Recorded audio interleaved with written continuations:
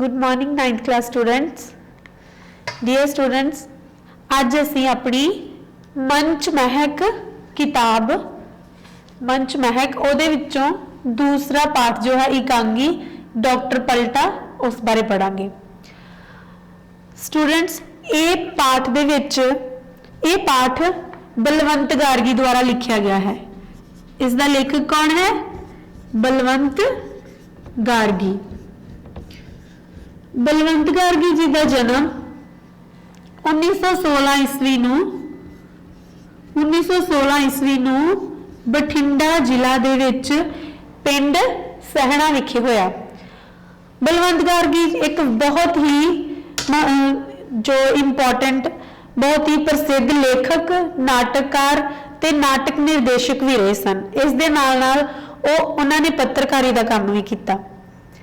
उन्होंने university of Washington America विच भारती नाटक लई प्रोफैसर अते पंजाबी यूनीवर्सिटी चंडीगढ़ के थिएटर विभाग के प्रोफैसर भी ते अध्यापक भी रहे।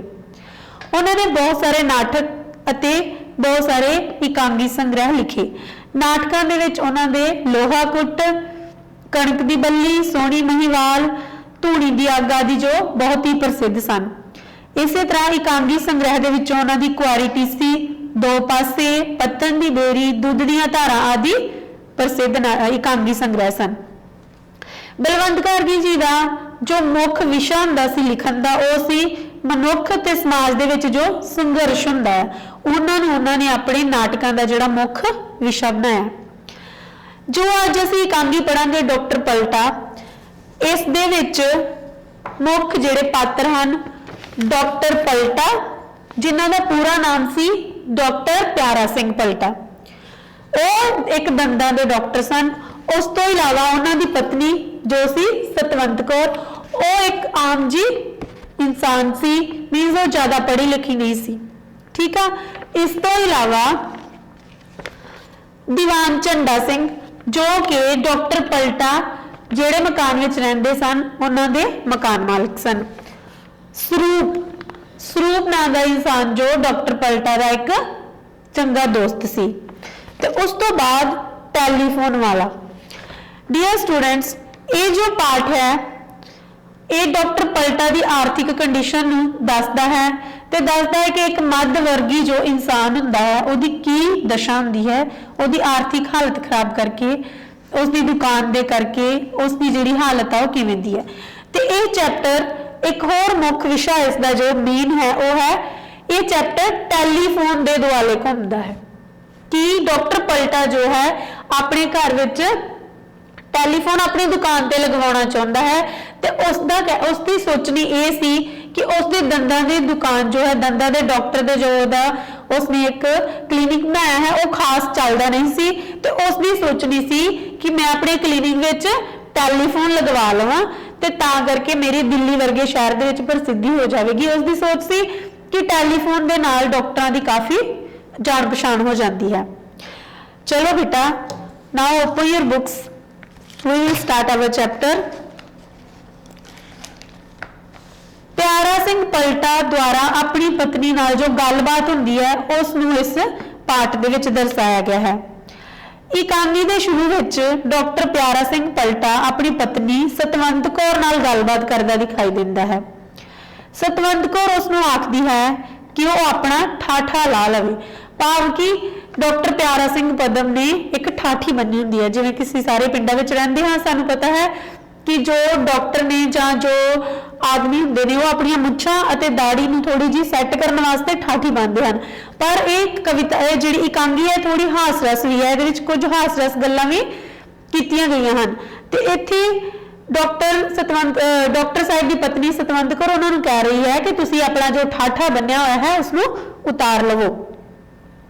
वो कहती है कि इसनूं बनिया 3 घंटे हो गए हैं।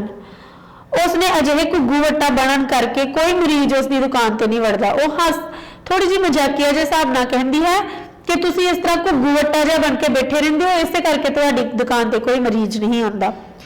डॉक्टर पलटा उसनूं जवाब दिंदा है कि वह थोड़ी देर में ही ठाठा ला लवेगा क्योंकि उसके वाल कुछ कुटब्बे हैं, मीनस कि ना वो वाल थोड़े जल्दी सैट नहीं होंगे। जद कहता कि जब मेरे वाल फिक्सो मैं लगाई हुई है जब मेरे वाल थोड़े सैट हो जाएंगे तो मैं ठाठी ला देवांगा।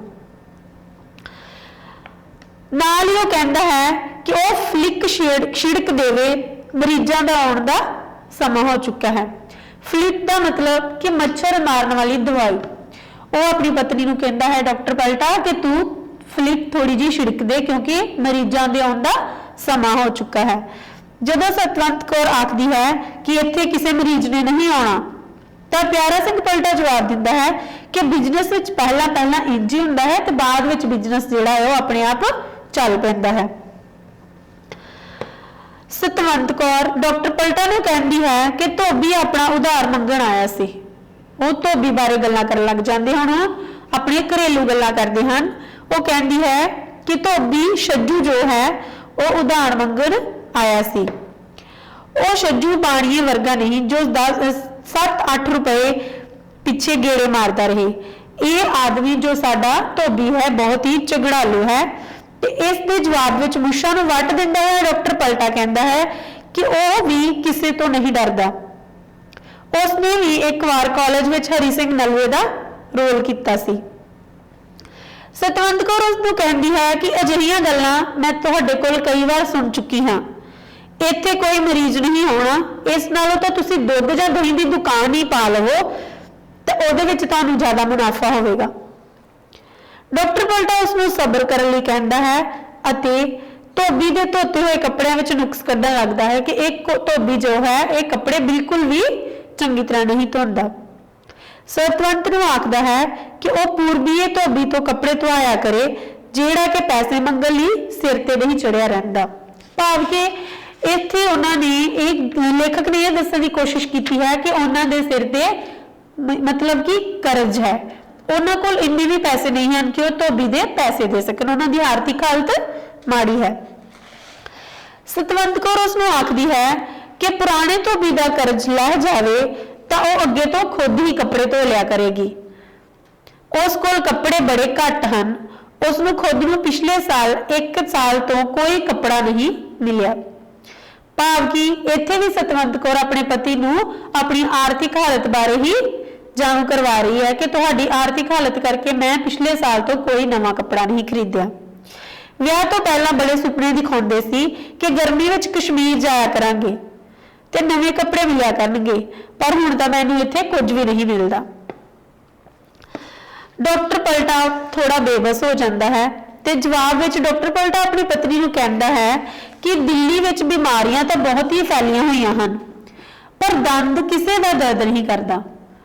इस गल नूं अंग्रेज भी मानते हैं कि हिंदुस्तानियों के दंद बड़े मजबूत होंदे हन। सतवंत कौर उसनूं कहती है कि उसने दंदां की पढ़ाई क्यों की, वो दंदां का डॉक्टर क्यों बनिया, उसनूं अखां का डॉक्टर बनना चाहिए सी।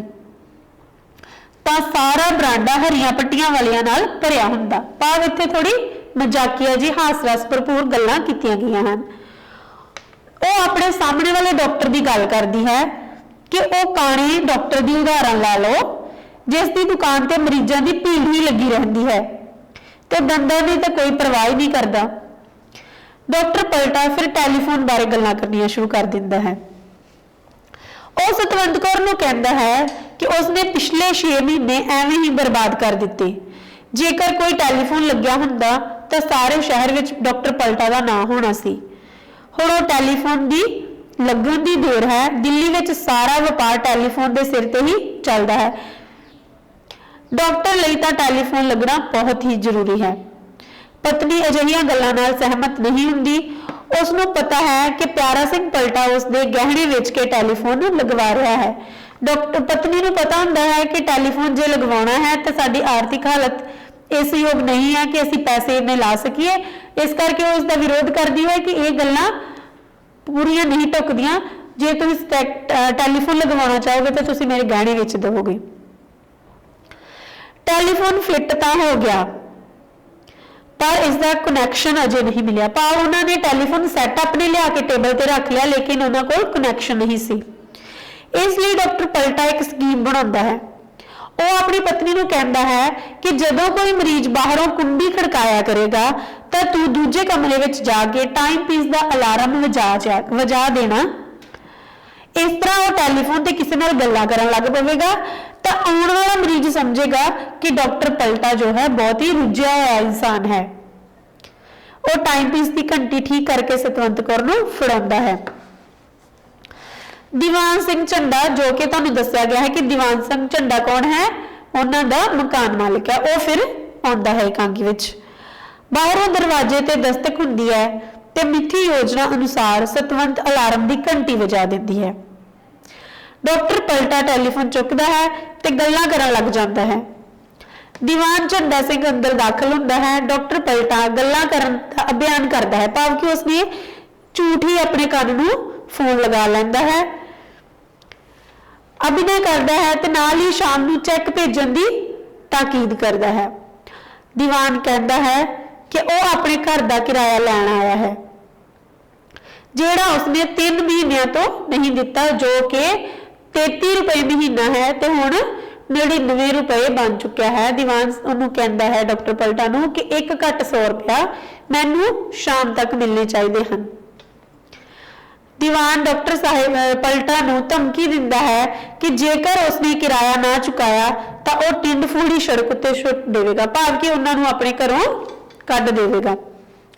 डॉक्टर पलटा जमूर हथ विच पकड़ के सौं खांदा है। जमूर भाव कि वह एक हथियार है जिहदे नाल वह दंद वगैरह कढदा है लोकां दी। खांदा है कि वह 2 दिनों में ही उसका किराया चुका देगा। वह दुकान ते आउण दी खेचल ना करन, 3 महीने का किराया घर ही भेज दिता जाएगा। वह दीवान चला जाता है। डॉक्टर पलटा सतवंत नूं कहता है कि साडे देश विच मदारी ते पुजारी तो चंगा कमा लैंदे हन, पर डॉक्टर पता नहीं क्यों नहीं कमा सकते। फिर वह अपनी पत्नी नूं एक नर्स बनने की सलाह दिंदा है कि मेरी दुकान ते नर्स की घाट है तो इस तरह कर कि तू ही नर्स बन जा। अपने कारोबार चलाउण लई डॉक्टर पलटा सतवंत नूं नर्स बनने की सलाह दिंदा है तो सतवंत कौर नर्स वाले कपड़े पा लैंदी है। इस तो अगे स्वरूप चंद जो कि डॉक्टर पलटा का एक दोस्त है वह एकांगी विच आउंदा है। दरवाजे ते दस्तक हुंदी है। डॉक्टर पलटा समझदा है कि बदरपुर का ठेकेदार आया है जिसनूं उसने दंदां दा सैट देना है। सतवंत दूजे कमरे विच चली जाती है। प्यारा सिंह टैलीफोन उत्ते गल्लां करन लग पैंदा है। स्वरूप चंद अपने कमरे विच दाखिल हुंदा है। प्यारा सिंह टैलीफोन ते गल्लां करदा रहिंदा है। जदों स्वरूप पुछदा है कि इन्ने चिर तो उसने स्वरूप नूं पछाणिया क्यों नहीं, तो प्यारा सिंह कहता है कि वह मरीज भुगता रहा सी। सतवंत नूं नर्स वाले कपड़िਆਂ विच देख के स्वरूप उसनूं पहचान नहीं सकिया सी। फिर प्यारा सिंह उसनूं दसदा है कि यह तेरी भाभी ही है, तो स्वरूप इसनूं वधिया समझदा है कि तुसी वधिया कीता कि भाई साहब की हेल्प करने वास्ते तुसी भी यह काम करना शुरू कर दिता। प्यारा सिंह स्वरूप चंद नाल घर दीयां गल्लां करन लग पैंदा है। जदों स्वरूप चंद कहता है कि वह अपने बेटे नूं MA तक पढ़ावेगा, तो प्यारा सिंह जो कि बहुत ही दुखी है कि मैं पढ़ लिख के भी कोई रोजगार नहीं प्राप्त कर सकिया, तो वह प्यारा सिंह अपने दोस्त स्वरूप नूं सलाह दिंदा है कि इस तरह ना करना, क्योंकि जदों स्वरूप कहता है कि अपने मुंडे नूं दंदां दा डॉक्टर बनावेगा, तो सतवंत कहती है कि भावें डंगरां दा डॉक्टर बना देना पर दंदां दा डॉक्टर ना बनाए। स्वरूप चंद प्यारा सिंह पलटा नूं अपने चाचे लिए दंद तैयार करने लई कहता है ते नाल ही यह भी दसदा है कि मैं चाचे नूं आख्या सी कि अंकल तां मेरा दोस्त है, तुहाडा सैट मुफ्त तैयार कर देवेगा, नहीं तां जो 5-7 रुपए लगणगे वो असीं दे देवांगे। आखिर डॉक्टर दूजे डॉक्टर का लिहाज तो करता ही है, भाव के स्वरूप एक अखां का डॉक्टर है, दोवें ही डॉक्टर हैं। अगे आउंदा है कि टैलीफोन उन्होंने घर सैट ते पिया हुंदा है लेकिन टैलीफोन का कनैक्शन नहीं हुंदा, तो इस तो अगे एक टैलीफोन लाउण वाला उन्होंने घर प्रवेश करता है। स्वरूप चंद के चले जाने तो बाद सतवंत कहती है कि उसने चाह तो पुछ लई सी पर घर विच दुध तो नहीं सी, इसलिए वह दुध दही की दुकान खोलने की सलाह दिंदी है। दरवाजे ते दस्तक हुंदी है। सतवंत अंदर जाके अलार्म वजा दिंदी है। प्यारा सिंह टैलीफोन ते गल्लां करन लग जांदा है। आदमी ਪਿਆਰਾ ਸਿੰਘ ਨੂੰ ਬੁਲਾਉਣ ਦੀ ਕੋਸ਼ਿਸ਼ ਕਰਦਾ ਹੈ ਪਰ ਉਹ ਟੈਲੀਫੋਨ ਤੇ ਗੱਲਾਂ ਕਰਦਾ ਰਹਿੰਦਾ ਹੈ ਕਿਉਂਕਿ ਉਸ ਨੂੰ ਲੱਗਦਾ ਹੈ ਕਿ ਕੋਈ ਮਰੀਜ਼ ਹੈ ਤੇ ਉਹ ਆਪਣਾ ਇੰਪ੍ਰੈਸ਼ਨ ਬਣਾਉਣ ਵਾਸਤੇ ਟੈਲੀਫੋਨ ਤੇ ਝੂਠੀਆਂ ਹੀ ਗੱਲਾਂ ਕਰੀ ਜਾ ਰਿਹਾ ਹੈ।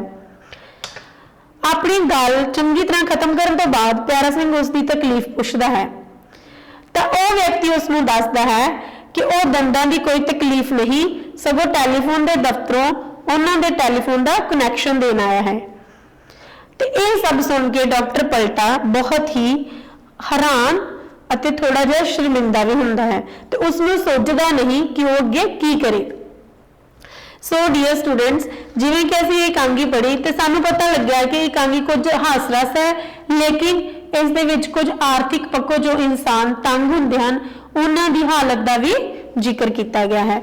ਹੁਣ ਤੁਹਾਡਾ ਹੋਮਵਰਕ ਹੈ ਡੀਅਰ ਸਟੂਡੈਂਟਸ ਕਿ ਤੁਸੀਂ ਇਸ ਇਕਾਂਗੀ ਨੂੰ ਥੋਰੋਲੀ ਰੀਡ ਕਰਨਾ ਹੈ।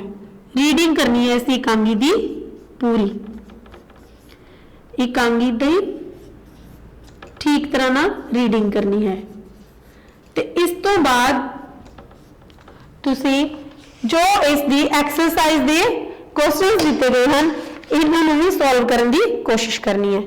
Okay students, thank you.